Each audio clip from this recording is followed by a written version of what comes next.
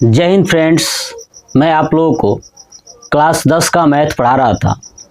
Class 10 के math में प्रश्नावली 13.3 यानी सांख्यिकी का 13.3 करा रहा था। 13.3 में मैंने टोटल आपको 5 क्वेश्चंस कंप्लीट करा दिया है। ठीक है, इस वीडियो में क्वेश्चन नंबर 6 और क्वेश्चन नंबर 7 दोनों हम लोग देखने वाले हैं। क्लियर? और उसके बाद ये पूरा चैप्टर यानी पूरा प्रश्नावली जो सांख्यिकी का है ना, ये पूरा चैप्टर द एंड हो जाएगा। उसके बाद मैं आपको प्रायिकता पढ़ाऊंगा और प्रायिकता का कॉन्सेप्ट सिखाऊंगा। क्लियर? तो चलिए सबसे पहले क्वेश्चन नंबर 6 देखते हैं, प्रश्नावली 13.3 का। तो देखिए, कह रहा है कि एक स्थानीय टेलीफोन निर्देशिका है ना, एक स्थानीय टेलीफोन निर्देशिका से 100 कुल नाम लिए गए हैं, है ना। कितने? 100 कुल नाम लिए गए हैं और उनमें प्रयुक्त अंग्रेजी वर्णमाला के अक्षरों की संख्या का निम्नलिखित बारंबारता बंटन प्राप्त हुआ, है ना। जो कुल नाम लिया गया है वो टोटल कितना है? 100 है।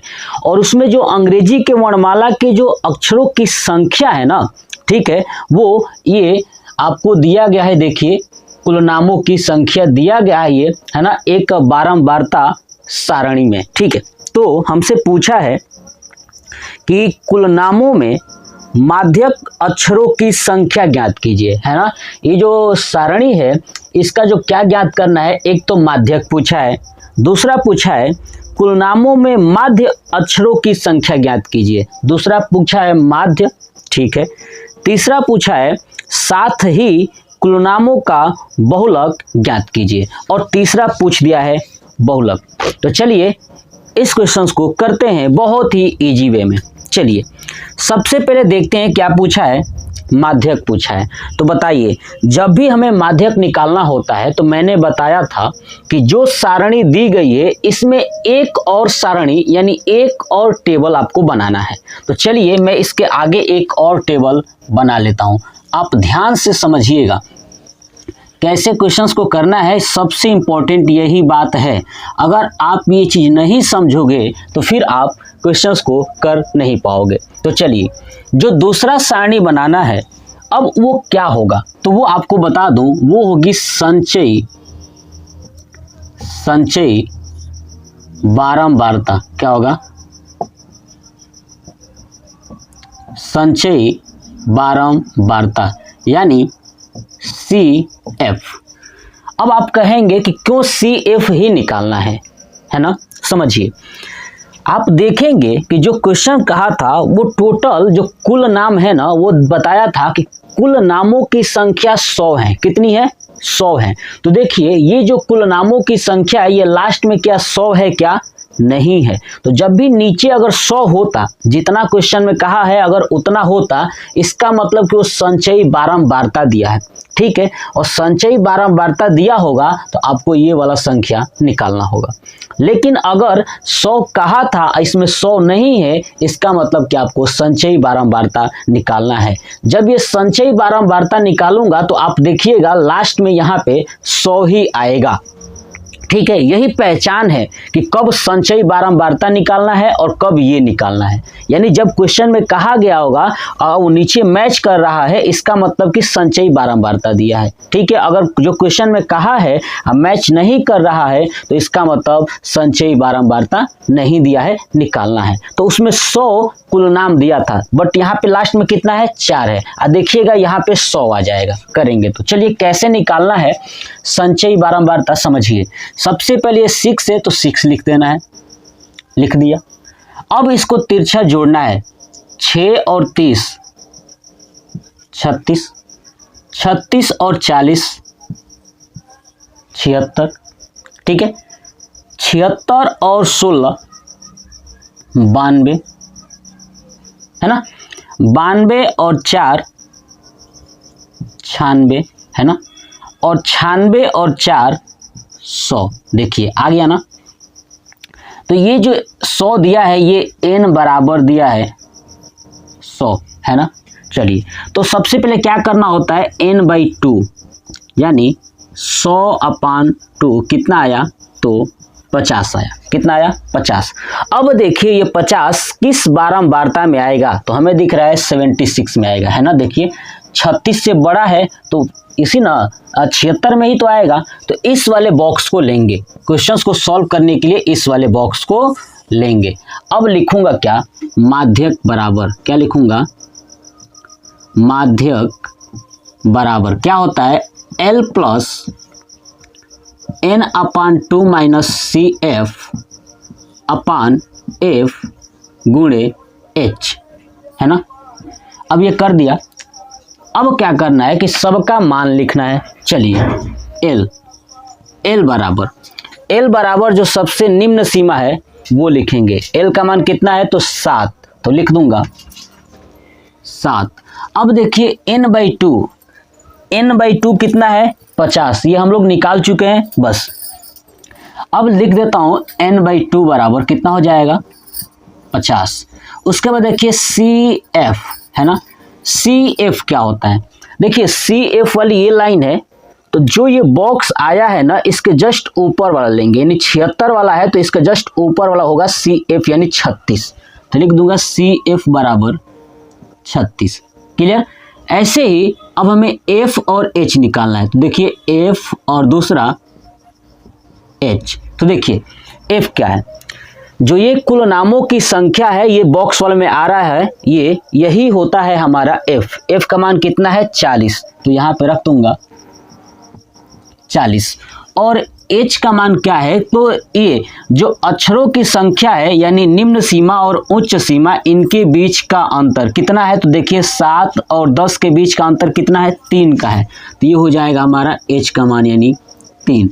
अब हमारा जो माध्यक का फार्मूला होता है उस पर हम लोग क्वेश्चंस को सॉल्व करके देखेंगे। देखिए L का मान कितना है, 7 रखूंगा, 7 प्लस n/2 कितना है, 50 रख दूंगा 50, माइनस CF कितना है, 36 बटे F कितना है, तो 40 रख दूंगा 40, फिर गुणे H कितना है, तो 3, कितना है 3, तो रख दूंगा यहाँ पे 3। क्लियर। चलिए अब इसको सॉल्व करते हैं। 7 प्लस 50 में से 36 को अगर माइनस करेंगे तो होगा 14, तो 14 अपान यहाँ पे हो जाएगा 40, है ना, मल्टीप्लाई 3। ठीक है। अब देखिए ये कटेगा किससे, ये कट जाएगा 2 से, 7 दूना 14 और 2 से कटेगा ये 20 बार में। ठीक है, तो हमारे पास क्या आया, 7 प्लस 7/20 गुणे 3। ठीक है। अब मैं क्या करता हूं कि 7 में 2 से भाग कर देता हूं और दशमलव लगा देता हूं। ठीक है, तो क्या होगा कि 7 प्लस 2 से भाग करेंगे, ठीक है, तो 3.5 होगा और 0 लगाएंगे तो 0.35, यानी कह सकता हूं कि 7/20 का मान कितना आएगा, 0.35 और गुणे कितना है 3। चलिए तो 7 प्लस, अब इस 3 से गुणा करता हूं, 3.5 वाला है जो दशमलव में, तो देखिए अब गुणा करेंगे तो 3 5 15, 1 और तितरी का 9 और 1 10, यानी 1.05 आ जाएगा। क्लियर। तो 7 प्लस 1.05 जब ऐड करेंगे तो आएगा 8.05, है ना। और ये क्या है, अक्षरों की संख्या, तो लिख दूंगा 8.05 क्या हो जाएगा, अक्षर, है ना। तो ये जो माध्यक पूछा था कितना आ जाएगा, 8.05 अक्षर, तो ये लिख दूंगा। नीचे क्या लिख देना है कि माध्यकों का यानी अक्षरों का जो माध्यक है वो है 8.05, ये हो जाएगा हमारा आंसर। क्या हो जाएगा, तो आंसर, यानी हमसे पहला पूछा था माध्यक, तो माध्यक मैंने निकाल दिया 8.05 अक्षर, ये आपको नोट कर देना है। ठीक है, तो दूसरा हमसे पूछा है कि माध्य ज्ञात की बताइए, क्या बताइए, माध्य बताइए। तो सबसे पहले आप इसका स्क्रीनशॉट ले लीजिए ताकि आपको समझ में आ जाए कि हमें कैसे माध्य निकालना है। चलिए अब मैं इसे रफ करता हूं और माध्य निकालना सीखते हैं। तो देखिए इसे मैं रफ कर दूं, ठीक है। और देखिए माध्य, मैंने आपको पीछे माध्य का फार्मूला बताया था कि माध्य कैसे ज्ञात करते हैं। आई होप आप लोगों को चीज़ें याद हो चुका होगा कि जो माध्य निकालने का फार्मूला है वो कौन कौन सा है। तो मैंने आपको समझाया था कि जब भी माध्य निकाला जाता है, ठीक है, तो 3 तरह की विधियां हैं, है ना। एक प्रत्यक्ष, दूसरा कल्पित, तीसरा पग विचलन विधि। तो आप तीनों में से किसी भी विधि का प्रयोग करके आप क्या निकाल सकते हो, तो माध्य निकाल सकते हो, ठीक है। मैं इस क्वेश्चंस को करता हूं और देखता हूं कि कौन से विधि की जरूरत होगी। तो चलिए देखते हैं। देखिए जब भी आपको माध्य निकालना होता है तो मैंने बताया था आगे इसको टेबल को बढ़ाते चलेंगे और सॉल्व करेंगे। तो आप देखिए यहाँ पे ये जो कुल नामों की संख्या दिया है ना, वो माध्य के लिए ये f का मान हो जाएगा। किसका हो जाएगा, f का मान हो जाएगा। ये बात याद रखिएगा। अब आगे क्या करेंगे, आगे एक टेबल बनाएंगे और उस टेबल में x का मान ज्ञात करेंगे। किसका, x का। तो लिख दूंगा x बराबर। अब x का मान कैसे ज्ञात होगा, देखिए जो ये निम्न सीमा है और ये उच्च सीमा है, इन दोनों को जोड़ के आधा कर देंगे। वैसे ही इन दोनों को जोड़ के आधा कर देंगे, ऐसे इन दोनों को जोड़ के आधा कर देंगे। तो देखिए 4 और 1 कितना हो गया, 5। 5 का आधा करेंगे तो 2.5 है ना। ऐसे ही 4 और 7 कितना हो गया, 11 और 11 का आधा करेंगे तो हो जाएगा 5.5, ठीक है। ऐसे ही 7 और 10 17, 17 का आधा हो जाएगा 8.5। ऐसे ही 10 और 13 23, 23 का आधा होगा 11.5। तो आप देख रहे हो ना कि इसमें कितना बढ़ रहा है, 2.5 में 3 जोड़ेंगे तो 5.5 आ जा रहा है। 5.5 में 3 जोड़ेंगे तो 8.5, 8.5 में 3 जोड़ेंगे तो 11.5। ऐसे 3 जोड़ के बढ़ा लीजिए। तो इसमें 11.5 में 3 जोड़ेंगे तो 14.5 और 14.5 में अगर 3 जोड़ेंगे तो आएगा 17.5। क्लियर। चलिए ये हो गया हमारा x का मान। अब और देखिए कि ये x का मान थोड़ी सी वैल्यू ज़्यादा है, यानी 17, 14, 11 पॉइंट में करके अगर मैं इसको मल्टीप्लाई करता हूँ f और x को तो वैल्यू ज़्यादा बढ़ आएंगी। तो चलो और आगे चलते हैं। अगर मैं यहीं तक रुक के मल्टीप्लाई कर लेता तो ये होता प्रत्यक्ष विधि, बट आगे चलता हूँ कल्पित विधि। कल्पित विधि में क्या निकालना होता है, तो d का मान निकालना होता है। किसका, d का मान। और d बराबर क्या होता है ये आपको याद हो चुका होगा कि x माइनस ए। क्या होता है, x माइनस ए, ठीक है। अब देखिए x क्या है, तो ये दिया गया मान वो है। अब a क्या है, तो दिए गए मान में से कोई भी एक मान को, बीच वाला लगभग बीच में आना चाहिए, कोई भी एक मान को a मान लेता हूं। तो देखिए मैं यहाँ पे मान लेता हूं, पहले देखता हूं कितने हैं। तो 1 2 3 4 5 6 है। 6 का आधा तो 3 होगा, बट 3 पे तो ये दोनों आएगा, तो कोई भी एक ले लेता हूं। मैं नीचे वाले को ही मान लेता हूं, 11.5 को a मान लिया, ठीक है। अब यहाँ पे x माइनस ए, यानी 2.5 में से 11.5 घटा देंगे तो कितना आएगा। देखिए 2.5 में से 11.5 घटाएंगे तो आपका आएगा 9। कितना आएगा, 9, और वो भी माइनस में आएगा। क्यों, क्योंकि 11.5 बड़ा है, छोटे में से बड़े को घटा रहे हैं तो इसलिए माइनस में आएगा। ऐसे ही 5.5 में से 11.5 माइनस करेंगे तो कितना आ जाएगा, 6 आएगा, और वो भी माइनस में, तो -6।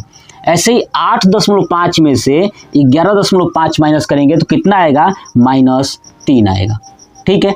और 11.5 में से 11.5 खुद माइनस करेंगे तो 0 आएगा, ठीक है। ऐसे ही 14.5 यानी 14.5 में से अगर 11.5 माइनस करता हूं तो 3 आएगा, वही प्लस में। क्यों, क्योंकि 14.5 11.5 से बड़ा है, ठीक है। ऐसे ही 17.5 में से 11.5 माइनस करेंगे तो क्या आएगा, 6 आएगा। ठीक है, तो देखिए इनसे थोड़ी वैल्यू छोटी आई है, बट मैं और आगे चलता हूं और एक विधि का प्रयोग कर देता हूं। अगर मैं ये d तक रुक जाता और f और d का गुणा कर देता तो होता कल्पित विधि। कौन सा विधि? कल्पित विधि। बट मैं पग विचलन विधि का प्रयोग करता हूं और छोटा करके। तो देखिए और एक और टेबल बनाएंगे तो वो निकालेंगे u का मान। किसका निकालेंगे? u। और u का मान कैसे निकलता है तो आपको बता दूं कि जो ये d आया है ना, इस d को लिखना है और अपान में h। h क्या होता है? इन दोनों के बीच का अंतर। ठीक है, तो h, ठीक है, h क्या होता है फिर से बता दूं, इन दोनों के बीच का अंतर। देखिए इन दोनों के बीच का अंतर कितना है? 1 और 4 के बीच 3, 4 और 7 के बीच 3, 7 और 10 के बीच 3। ऐसे ही देखेंगे सब में 3 का अंतर है। इसका मतलब जो d का मान आया है उसमें 3 से भाग कर देना है। तो देखिए -9 में 3 से भाग करेंगे तो -3 आएगा, -6 में करेंगे तो -2 आएगा, -3 में करेंगे तो -1 आएगा, 0 में करेंगे तो 0 आएगा, 3 में करेंगे तो 1 आएगा, 6 में करेंगे तो 2 आएगा। हो गया। अब देखिए जो ये वैल्यू इतनी बड़ी थी इससे थोड़ा छोटा हुआ, इससे और छोटा हो गया ये वाली वैल्यू, बस यहीं तक। अब क्या करूंगा, जो f को है u से गुणा कर दूंगा तो हो जाएगा f इंटू यू। अब f इंटू यू का मान निकालेंगे तो देखिए f इंटू यू, f कितना है 6, u कितना है 3, तो 36 18 यानी -18। ठीक है, ऐसे ही 30 को 2 में करेंगे तो 30 दूना 60 -60। ऐसे ही 40 को 1 में करेंगे तो 40 से कम 40, वो भी माइनस में। 16 को 0 में करेंगे तो 0 ही आएगा। ठीक है, 4 को 1 में करेंगे तो 4। ऐसे ही इस 4 को 2 में करेंगे तो 4 दूना 8। अब मुझे क्या करना है कि इनको जोड़ लेना है, यानी सिग्मा f u का मान निकालना है। और ये जो कुल नाम था ना f, इनका भी योग बताना है ना, इनका भी योग निकालना है। तो हमें ऑलरेडी क्वेश्चन में दिया था कि टोटल कितने हैं, तो 100 हैं। तो सिग्मा f का मान भी निकल गया। अब सिग्मा f u का मान निकालना है। तो देखिए कैसे निकालेंगे, माइनस वाले को यानी सबको जोड़ना है। तो आप जैसे जोड़ते हैं ना वैसे जोड़ लीजिए। चलिए मैं जोड़ता हूँ, 60 और 40 100, 100 और 18 118। ये 118 जो है कि माइनस में आएगा, क्लियर। और 8 4 12, फिर यहाँ पे 12 लिख दूंगा। अब मैं इसको करूंगा तो -106 आएगा। कितना आएगा? -106 आ जाएगा। आगे समझ में, ये पूरा ऐड करेंगे तो -106 आएगा। अब यह हमारा पूरा कंप्लीट। अब मैंने बताया कि जब u तक आप पहुंचे हो तो कौन सा विधि है, तो आपका ये है पग विचलन विधि। तो मैं नीचे लिख दूंगा कि पग विचलन, है ना, विधि से। किस विधि से? पग विचलन विधि से। ठीक है, अब पग विचलन विधि का क्या होता है फार्मूला, तो a plus sigma F you upon sigma F, है ना, इनटू h। क्लियर, ये फार्मूला होता है।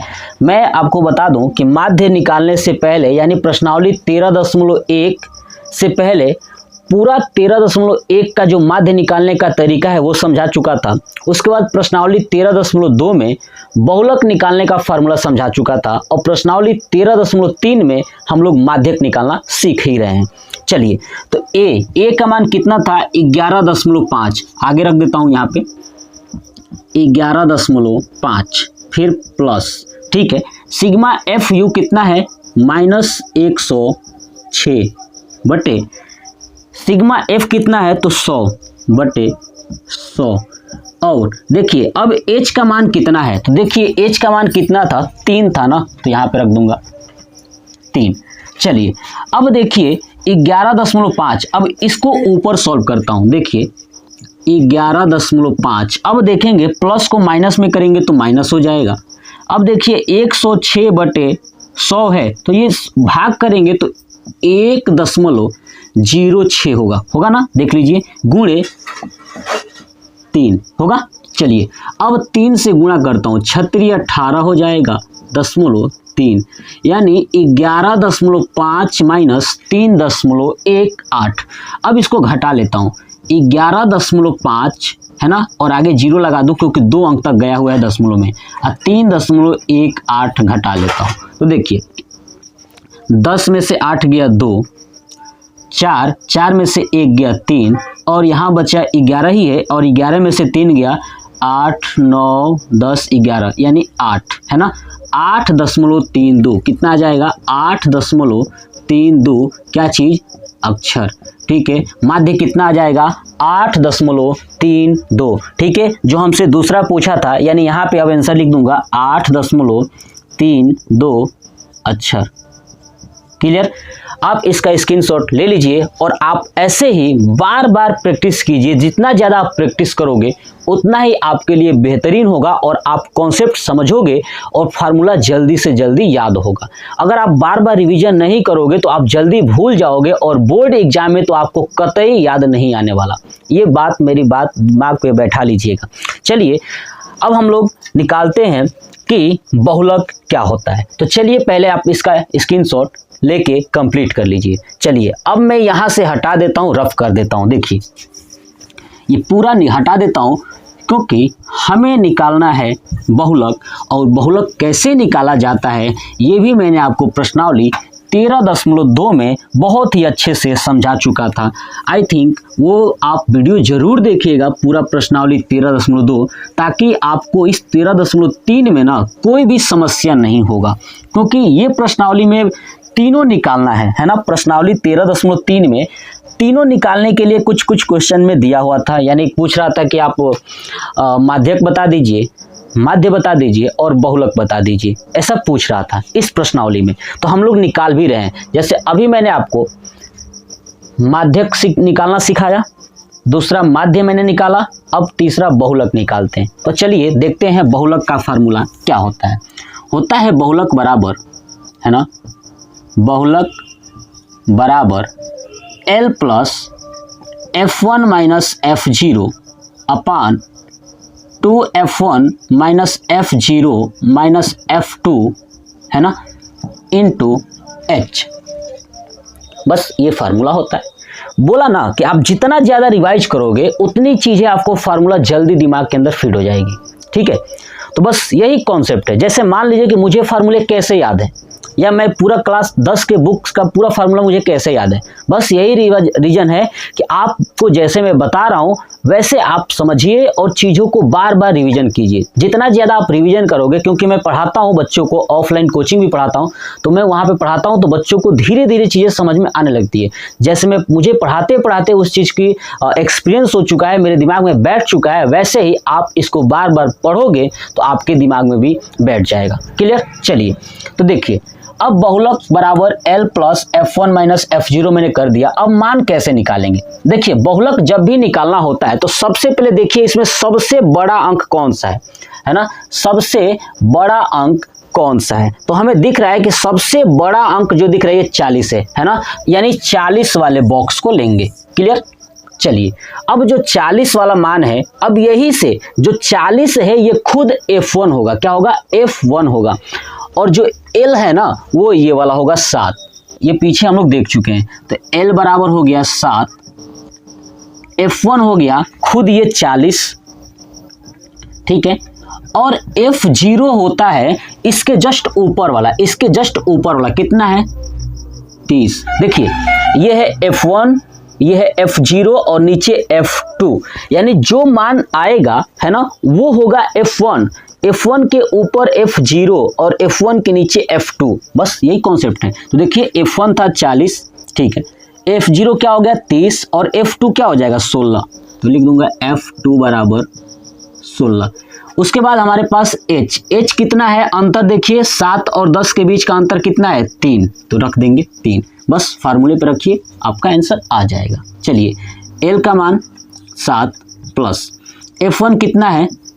40 माइनस F0 30 बटे 2F1 यानी 2 गुणे 40 माइनस 30 माइनस 16 इंटू 3।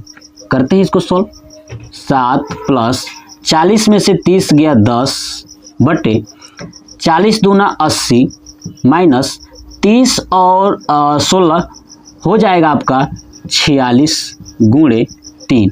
अब इसको सॉल्व करना है। क्या करना है? इसको सॉल्व करना है। देखिए अब देखूंगा 7 प्लस, देखिए 10 है तो 10 तियां 30 बटे, देखिए 80 में से आप 46 को माइनस करेंगे तो कितना आएगा? तो देखिए 10 में से 6 गया 4, ठीक है, यहाँ बचा 7, 7 में से 4 गया 3, यानी 30 बटे 34। कितना आया? 30 बटे 34। अब मुझे क्या करना है? इसको भाग करना है। तो देखिए 30 में 34 से भाग कर दूंगा और जो आएगा उसको 7 में जोड़ दूंगा। तो चलिए मैं नीचे लिख देता हूँ पहले 7 प्लस, यहाँ पे भाग करके लिख लूँगा। देखिए दशमलव लगाएंगे तो 0 होगा और 34 में भाग करते हैं 9 से करेंगे, 9 चौक 36, 29 27, नहीं 9 से नहीं जाएगा, 8 बार में जाएगा, ठीक है, 8 चौक 32 है ना 3 और अतिरिक्त 24, 3 27। अब 10 में से 2 गया 8, ठीक है, 9 में से 7 गया 2, कट गया। अब देखिए 28 आया, फिर एक बार और जाएगा, यहाँ पे 0 बढ़ा देंगे क्योंकि एक दशमलव से 3 बार 0 बढ़ा सकते हैं, तो एक ही दशमलव में मैंने 0 बढ़ा दिया, फिर जाएगा 8 बार में। बस इतना ही रहने देता हूँ, अब आगे नहीं लेके जाऊँगा क्योंकि 8 बार में 272 आएगा तो 280 के पास है, तो क्या आएगा 0.88 हो गया। अब इसको ऐड करेंगे तो 7.88। अच्छा ये क्या है? तो बहुलक, ये हमारा पूछा था कि बहुलक बता दीजिए। क्लियर? तो ये हो गया 7.88 अक्षर, ये बहुलक हो गया, यानी लिख दूंगा 7.88 अक्षर। ठीक है, तो ये था प्रश्नावली 13.3 का 6 नंबर का क्वेश्चंस। पूरा आप स्क्रीनशॉट ले लीजिए। मैंने आपको जितना आसान तरीके से समझाया, कॉन्सेप्ट समझाया, अगर आप इस वीडियो को बार बार देखते हो ना तो मैं लिख के देता हूं कि आपको कोई भी अन्य चीज़ें रिवीजन करने की जरूरत नहीं है। आप कॉन्सेप्ट सीख गए तो बोर्ड एग्जाम में प्रश्न कैसा भी आए, कहीं से भी घुमा के आए ना, आप उसका आंसर 100% गारंटी के साथ एक्यूरेट दोगे। क्लियर? तो ये था प्रश्नावली 13.3 का 6 नंबर क्वेश्चन। चलिए अब चलते हैं क्वेश्चन नंबर 7 पे। देखते हैं क्वेश्चन नंबर 7 क्या कह रहा है। कह रहा है कि नीचे दिया हुआ बंटन है ना, जो ये बंटन दिया हुआ है, ठीक है, तो एक कक्षा के 30 विद्यार्थियों के भार दर्शा रहा है। कितने विद्यार्थियों का? 30 विद्यार्थियों का भार। अब देखिए 30 विद्यार्थी दिया है, क्या यहाँ पे नीचे 30 है क्या? नहीं है। इसका मतलब हमें संचयी बारंबारता का भार दिया हुआ है 30। समझ में आ गया? ठीक है, तो विद्यार्थियों का माध्यक भार ज्ञात कीजिए। क्या ज्ञात करना है? माध्यक भार ज्ञात करना है। तो चलिए देखते हैं माध्यक भार कैसे ज्ञात किया जाता है। सबसे पहले माध्यक ज्ञात करना है तो हमें एक सारणी और बनाना होगा। क्या करना होगा? एक सारणी और बनाना होगा। ठीक है, तो देखिए माध्यक भार के लिए एक सारणी वो कौन सी होगी? तो ये होगा संचयी बारंबारता। क्या होगा? संचयी बारंबारता। तो देखिए यानी CF का मान, किसका? CF का मान। अब कैसे ज्ञात करना है ये बहुत बार आपको समझा चुका हूं। देखिए 2 है तो 2 लिखिए, है ना, पहले वाले को वैसे ही लिख देना है, उसके बाद तिरछा जोड़ना है, 3 और 2 5, ऐसे ही 5 और 8 13, 13 और 6 19, 19 और 6 25, 25 और 3 28, 28 और 2 30, है ना। क्वेश्चन में कहा भी था कि 30 जो है कि 30 विद्यार्थी हैं, है ना, 30 विद्यार्थियों का भार। तो देखिए लास्ट में 30 आया है, इसका मतलब करेक्ट है। अब ये मान किसका है? n का मान है 30। अब क्या निकालना होता है? n/2 यानी 30/2 कितना आएगा? 15। अब देखिए 15 किसके बीच में आ रहा है? तो 19 के बीच में। इसका मतलब कि जो हमें बॉक्स लेना है वो 19 वाला लेना है। तो 1 2 3 4 नंबर पे है, 1 2 3 4 ये वाला आ रहा है और ये हमें बॉक्स लेना है। तो ये मैंने बॉक्स को भर दिया।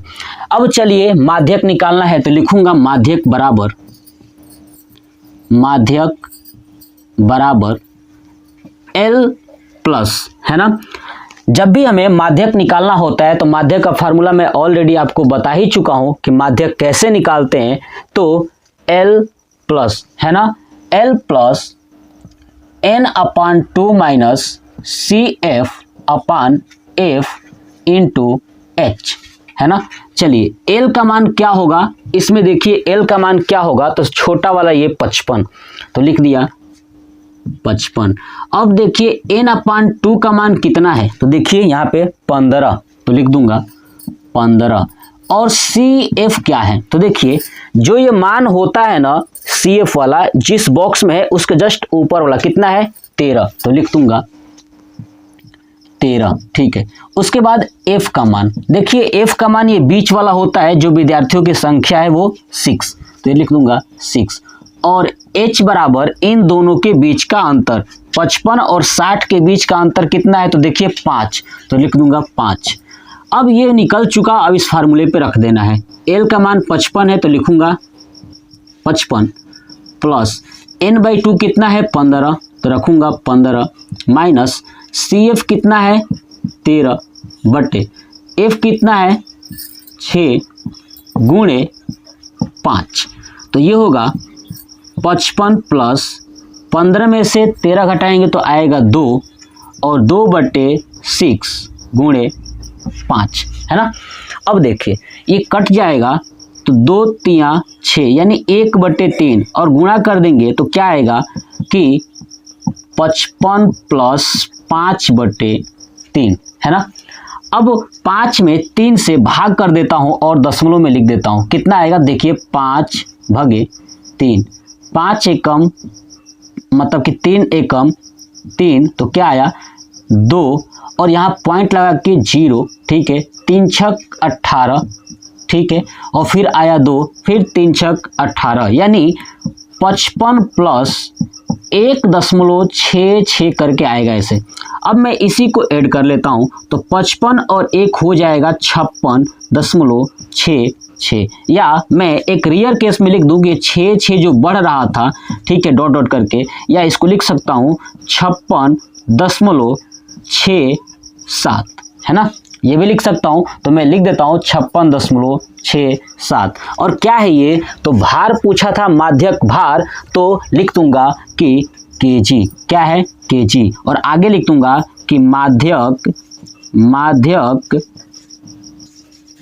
भार बराबर 56.67 kg। अब आप इस क्वेश्चन का स्क्रीनशॉट ले लीजिए, ठीक है, और बताइए कि आपको ये कैसा लगा, ठीक है। तो आप क्वेश्चन का स्क्रीनशॉट ले लीजिए।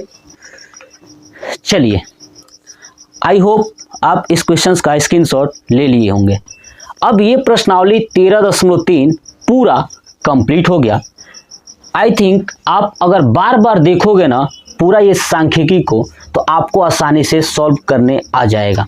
मैं बता दूं कि बोर्ड एग्जाम में सांख्यिकी और प्रायिकता और पीछे पृष्ठीय क्षेत्रफल का जो आयतन है ना, वृत्त से संबंधित जो क्षेत्रफल है ना, समांतर श्रेणी है, इन सभी टॉपिक से, निर्देशांक जो ज्यामिति है, इन सभी टॉपिक से ना इतना ज्यादा क्वेश्चन पूछा है, बहुत ज्यादा क्वेश्चन, लगभग 4 नंबर 6 नंबर का भी पूछा हुआ है, ठीक है। और आप ये मत पूछिएगा कि बहुविकल्पी में कितना पूछा है।